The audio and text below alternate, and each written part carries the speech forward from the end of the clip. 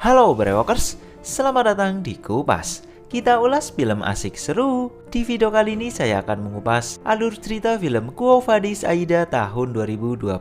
Diangkat dari kisah nyata. Film ini mengisahkan tragedi Srebrenica yang terjadi pada tahun 1995 di Bosnia dan Herzegovina, di mana saat itu sekitar 8.372 Muslim Bosnia dibantai dengan begitu kejam dan mengerikan oleh tentara Serbia yang dipimpin oleh Jenderal Ratko Mladic. Baiklah, tanpa berlama-lama langsung saja kita kupas filmnya.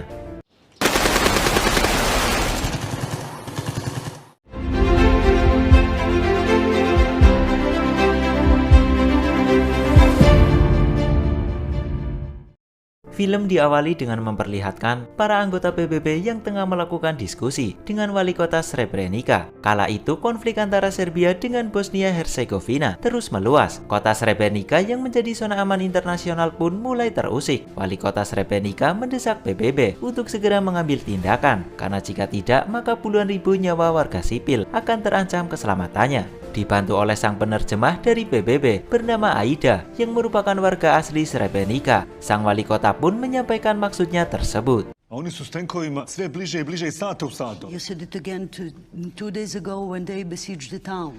They have been issued a formal ultimatum.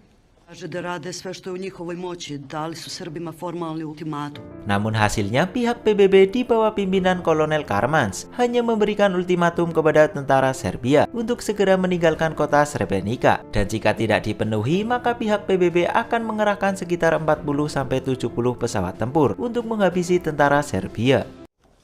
This meeting is over. Tapi nyatanya tentara Serbia tetap saja menyerangi kota Srebrenica. Mereka seakan tidak takut dengan ultimatum yang diberikan oleh pihak PBB. Para warga sipil pun terpaksa harus mengungsi ke tempat pengungsian yang disediakan oleh pihak PBB. Suami Aida dan 2 anaknya pun juga terlihat ikut bergegas pergi menuju pengungsian. Karena tentara Serbia makin bertindak brutal, mereka tidak segan untuk mengeksekusi para warga sipil. Singkatnya, para warga sipil pun sampai di tempat pengungsian. Suasana yang begitu kacau terlihat di sana. Sebagian pengungsi tidak bisa masuk ke dalam gedung karena saking banyaknya jumlah mereka. Suami Aida dan 1 anaknya pun juga tidak bisa masuk ke dalam gedung pengungsian. Di sisi lain, setelah berhasil menguasai kota Srebrenica, Jenderal Mladic dan pasukan Serbianya terlihat tengah mengunjungi sebuah tempat di kota tersebut. Jesu, čiste grad. Uzeto. Pregledajte malo, momci. Penji se bre čoveče, nemoj 10 puta da ti govorim. Namun tiba-tiba serangan misterius langsung menghujani mereka. Dan ternyata serangan tersebut berasal dari peacekeeper PBB yang berasal dari Belanda. Jenderal Mladic yang kesal kemudian meminta bawahannya untuk menghubungi markas PBB yang berada di Srebrenica dan mengatakan bahwa jika salah satu di antara pasukannya sampai ada yang terkena tembakan dari peacekeeper PBB, maka tidak segan-segan Jenderal Mladic akan menghancurkan markas PBB yang berada di Srebrenica. Di markas PBB yang berada di Srebrenica, Kolonel Karmans yang sudah sangat muak karena ultimatum yang diberikan kepada tentara Serbia sama sekali tidak digubris, kemudian menghubungi markas pusat PBB yang berada di New York dan meminta markas pusat untuk segera melancarkan serangan udara kepada para tentara Serbia. Karena nasib 25.000 warga sipil yang berada di pengungsian kini kian terancam. Tempat pengungsian benar-benar sudah tidak memiliki makanan dan minuman untuk dibagikan kepada para pengungsi. Namun herannya markas pusat PBB hanya menjawab iya dan iya tanpa kejelasan. I have 25,000 people here and no food, no water. I demand airstrikes. Sementara itu, Jenderal Mladic yang menyadari bahwa dengan kekerasan tidak bisa membuat pihak PBB luluh, akhirnya memutuskan untuk mengajak bernegosiasi, di mana ia meminta perwakilan dari warga sipil Bosnia untuk ikut dalam negosiasi tersebut. Mayor Franken yang baru saja mendapat kabar tersebut langsung memberitahukan ke seluruh pengungsi dan mulai memilih warga sipil sebagai perwakilan. Ljudi, neko mora ići na pregovore sa Srbima. Satu persatu warga sipil pun dipilih, namun hanya 1 warga sipil yang bersedia untuk menjadi perwakilan. Aida kemudian menyarankan suaminya kepada Mayor Franken untuk ikut sebagai perwakilan negosiasi karena diketahui suami Aida merupakan salah satu orang paling terpelajar di kota Srebrenica yang tentunya akan sangat berguna jika melibatkannya ke dalam negosiasi. Mayor Franken pun setuju dan akhirnya suami Aida beserta satu anaknya pun bisa masuk ke dalam gedung pengungsian. Oni idu na pregovore s mladićima. Scene berpindah menuju Kolonel Karmans yang nampaknya sedang menelpon markas pusat PBB untuk yang kesekian kalinya. Ia benar-benar tidak habis pikir karena markas pusat PBB seperti tidak serius menanggapi permintaan bantuannya tersebut. Di keesokan harinya, negosiasi antara pihak PBB dengan Jenderal Mladic pun diadakan. Dihadiri langsung oleh Kolonel Karmans dan juga beberapa bawahannya, serta 3 perwakilan dari warga sipil Bosnia. Negosiasi pun mulai dilakukan. Makar i da su zločine pravili.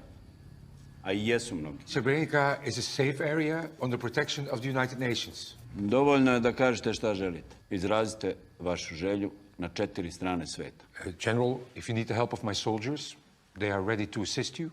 Dan pada akhirnya negosiasi mencapai kesepakatan di mana pihak Serbia di bawah pimpinan Jenderal Mladic meminta para warga sipil Bosnia yang memiliki senjata untuk diserahkan kepada pihaknya. Dan sebagai imbalannya keselamatan dan keamanan para warga sipil Bosnia akan dijamin. Mereka bebas memilih apakah akan tetap tinggal di kota Srebrenica atau pergi dari kota Srebrenica. Dan jika para warga sipil memilih untuk pergi dari kota Srebrenica, maka pihak PBB akan menyiapkan busnya, sedangkan pihak Serbia akan membantu di bahan bakarnya dan keamanannya. Tidak hanya itu, Jenderal Mladic juga akan memberikan bantuan logistik untuk para warga sipil Bosnia yang saat ini berada di pengungsian. Namun ternyata negosiasi tersebut hanyalah strategi busuk Jenderal Mladic saja untuk mengelabui pihak PBB, di mana dengan seenaknya ia melanggar kesepakatan yang sudah dibuat. Ia tiba-tiba mengerahkan beberapa bus dan kendaraan lain untuk mengevakuasi para warga sipil Bosnia menuju ke Ladani, yang tentunya evakuasi tersebut tanpa kesepakatan dan sepengetahuan pihak PBB. I nek prvo idu žene i djeca. Evakuasi pun mulai dilakukan. Mereka dipisahkan, di mana para wanita dan anak-anak diminta untuk segera naik bus. Sedangkan para laki-laki, baik yang masih remaja maupun sudah dewasa, diminta untuk naik mobil pengangkut. Dan faktanya para laki-laki ternyata bukan akan dievakuasi, melainkan mereka akan dieksekusi mati. Kolonel Karmans yang melihatnya pun seketika langsung menghampiri Jenderal Mladic. Ia nampak begitu marah karena Jenderal Mladic telah melanggar kesepakatan. You haven't had the chance to make one! Svaki autobus može imat vašu pratnju. Tapi pada akhirnya Kolonel Karmans tidak bisa berbuat apa-apa. Ia kalah argumen dan evakuasi tetap dijalankan. Keadaan begitu kacau. Pihak PBB sama sekali tidak berkutik dan mereka seakan bingung untuk berbuat sesuatu. Hingga akhirnya evakuasi para warga sipil Bosnia yang berada di luar gedung pengungsian selesai dilakukan. Dan kini tinggal mengevakuasi para warga sipil yang berada di dalam gedung pengungsian. Evakuacija izbjeglica vani je završena. Satu persatu dari mereka pun digiring keluar gedung.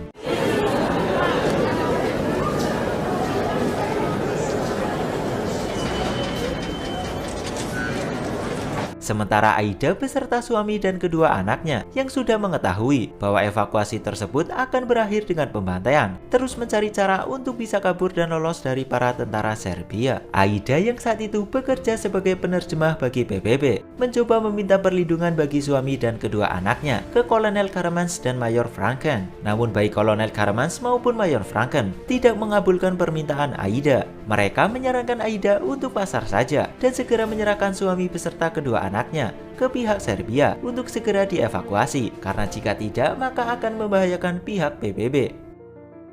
Aida yang sudah hampir putus asa akhirnya menemukan sebuah ide di mana ia menyembunyikan suami dan kedua anaknya di dalam sebuah mobil. Sementara itu di luar gedung pengungsian, evakuasi masih terus berjalan.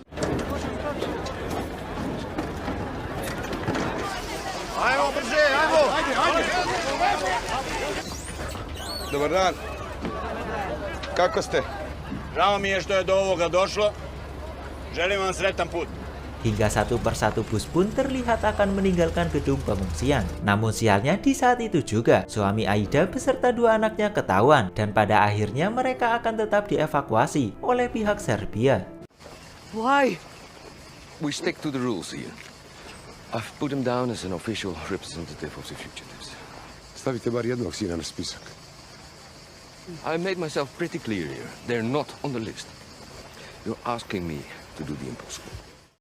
Singkatnya, semua warga sipil Bosnia pun dievakuasi. Tapi ternyata para laki-laki justru dibawa menuju sebuah gedung dan akan dieksekusi mati.